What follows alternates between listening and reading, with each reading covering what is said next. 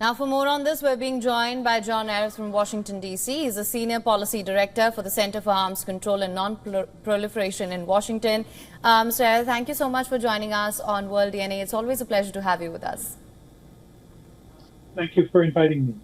Now, let's begin with Trump's assessment. We know that he's usually given a very optimistic assessment of where things stand when it comes to the war between Russia and Ukraine. He did in fact say that he would have this war ended in 24 hours, it then extended to 100 days. And now comes this very bleak assessment. If Trump is saying so, do you think there is any hope of a future negotiation or ceasefire?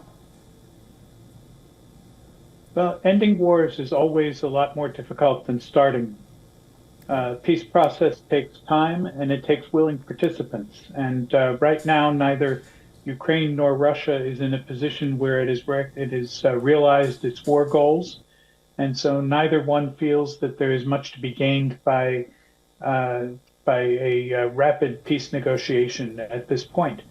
So the peace process is going to be difficult. It is going to require a great deal of patience. It's going to require painstaking negotiation. And it's simply not a case where you can end the war in one day, as President Trump famously promised. So it's going to take a lot of time, and it's going to take a lot of patience and care. And that seems to be what is not coming out of the Trump administration at this point. Right, and Mr. Ayres, having said that, we know that the talks occur against the backdrop of the unsuccessful U.S. efforts to broker a ceasefire with Ukraine. And now, despite Trump's peace initiatives, the Kremlin statement didn't indicate any change in Russia's stance. And it notably, Putin, we know that he's known for keeping the world leaders waiting. So now, having said all of that, how do we make sense of the situation that's unfolding before us? And how long will this waiting game going to last? Well, I noticed two other very interesting developments this week. One was that Russia stepped up its attacks on Ukrainian forces and cities. Additional bombings, additional attacks on the ground. This is very typical for Russia in a pattern when it has diplomatic contacts with the West. It's trying to send a message that it's willing to continue fighting the war. This is not a sign of strength, but of weakness. They're trying to send the message that the war is going to continue. They're trying to put pressure on the West to try to force Ukraine into making peace. The other is that there was an announcement that more North Koreans could be coming to fight Russia's war for them. Again, this is a sign of weakness, but a signal that the Russian side is willing to continue fighting the war and that they have the means to continue fighting the war. So all of this signaling is that war is going to continue to go on longer, that the means to continue fighting it are there, and that Ukraine and its supporters should be eager to make peace as soon as possible.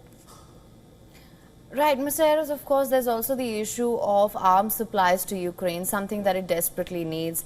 From what it appears, Putin may be biding his time here. And, of course, they've made it clear that the Russian president said that he would stick to achieving all of Russia's goals.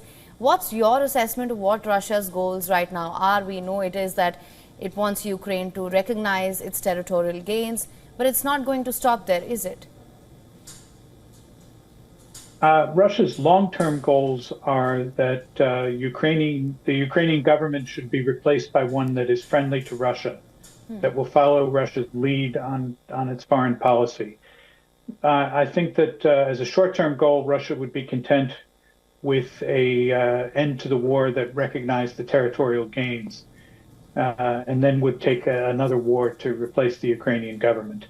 I think they would play a long game and be patient on that particular one. But right now, Russia got into a war that it didn't want.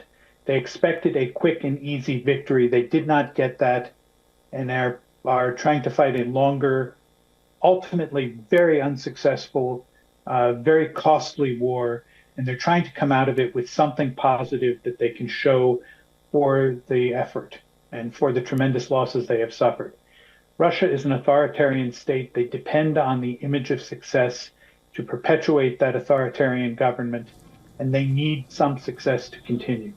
That's what is important to them, to be able to show some success coming out of the war. Right, Mr. Yurat. And we also know that some crucial topics were omitted during this conversation, right? We know that the discussion on the U.S. To halt certain weapon shipments to Ukraine, which is a major concern for Ukrainian allies, was also skipped during this conversation. And additionally, there was also no mention of a potential face-to-face between the two leaders. Now, there is a lot of uncertainty. Now, what is your assessment of it, and how do we sift through this arena of uncertainty, and what to expect going forward? We don't know for certain that these items were discussed or not discussed. It just was not part of the reporting that we had on the conversation. I think it was likely that there was some discussion of U.S. assistance to Ukraine. And what we know about that is that there are certain things that the shipments have been halted on. We know that there are other things that the shipments are continuing on. And the halt is perhaps temporary in nature. That's going to be discussed in Washington in the coming days and weeks, and we might see a resumption, perhaps tied to Russia's reluctance to engage in a real process toward ending the war. That's going to be something that will be much discussed. There's a lot of pressure from Congress to resume some of the shipments.